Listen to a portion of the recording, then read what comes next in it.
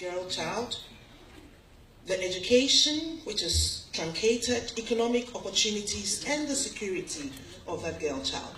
And it ends up in physical and sexual abuse, because what actually happens is rape and defilement once the child cannot give consent to sexual activity. In Ghana, we have been able to get some data from our multiple indicator cluster. 1 out of 5 girls were married before age 18. That translates into 256,780 girls getting married. There is also a regional dimension to this, the rural and the urban disparity. So a girl in the rural area in Ghana is more likely to get married, twice as likely to get married as a girl in the urban area. So it's 36% as against 19%.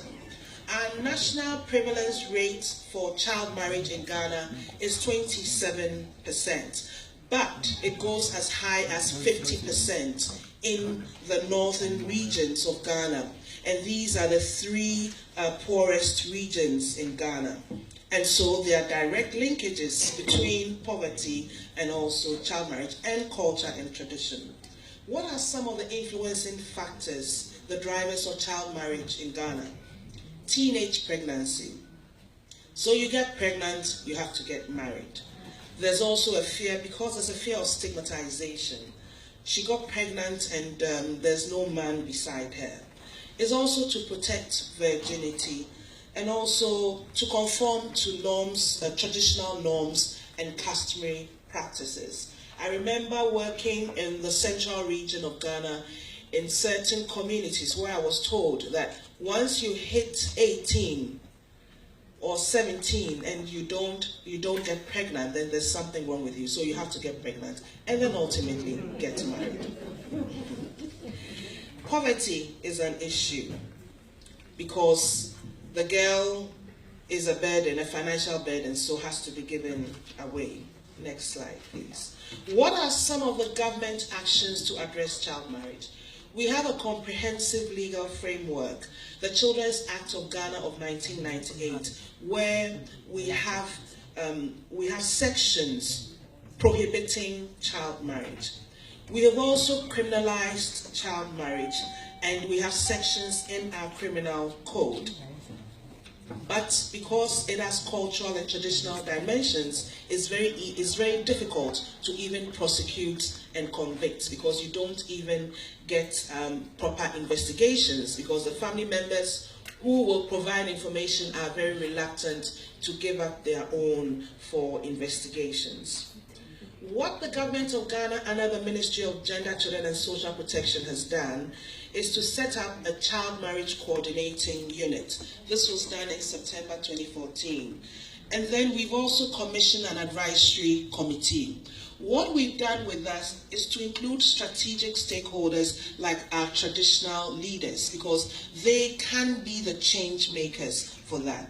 We've established a network of stakeholders, and we are in the process with support from UNICEF in developing a national strategic framework, which we will launch in April. You're all invited to Ghana to launch. We believe in a mass media national campaign. So we launched our child marriage program in February this year, on the 10th of February. Very high profile. We had the President of Ghana launching, the First Lady of the Republic of Ghana, and also 7 other First Ladies from Africa were part of this launch. And also our Executive Director of UNFPA, His Excellency Babatunde, was also there. We've identified goodwill ambassadors. This was a very deliberate process, trying to identify high-profile, eminent personalities who are influential in Ghana to carry the message across to other Ghanaians that child marriage is wrong. We formed a network of media alliances, so we have some of them here who are championing the campaign. And during the launch, we were trending on social media in Ghana. We're very happy about that. So the objective of our campaign is to scale up activism, to increase social action, to get people to realize the dynamics of child marriage and why child marriage is wrong and ought to be stopped and prevented. We can skip the next slides and go to the areas where we need further attention. We are focusing on prevention, but there's a need to also support the children who, unfortunately, have been subjected to child marriage. So we're looking at building a shelter, or at least with a government shelter, we have creating space for the victims of child marriage, and also offering them psychosocial support, and offering them skills, training, economic support, and also those who want to go back to school, they can go back to school. I have seen a phenomenon and would like to focus on West Africa. That is why we have invited our eminent West African ministers also here, because we want to lead a drive to scale up the campaign to the sub-region to ensure that across the sub-region we have a reduction of child marriage. So what are the statistics and prevalence rates for West Africa? For the next slide, you can see that it has been slowly declining, but it remains higher than the global average, and we need to do something about that. So since 1990, the rate of child marriage amongst the richest has halved, but amongst the poorest, it remains unchanged.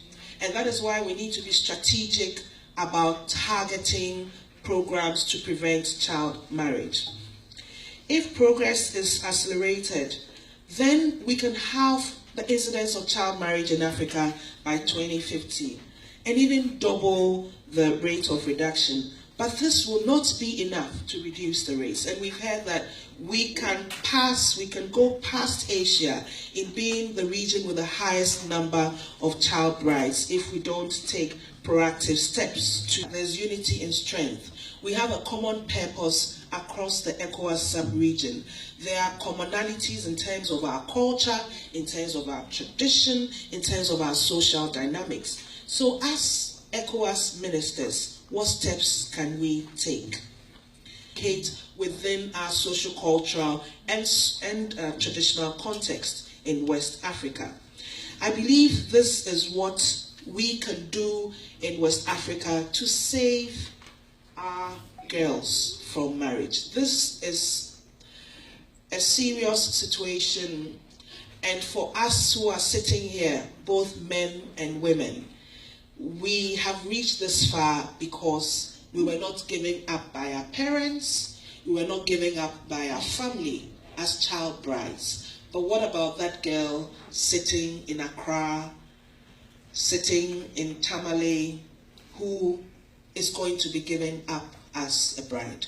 We have been able to complete our education and be here. I believe that we all have a responsibility to stand up against child marriage and bring our ideas together as to how we can together address this problem and reduce the incidence of child marriage, not only in Ghana, not only in West Africa, not only in Africa, but across the world. We can take these steps together. Thank you for your attention.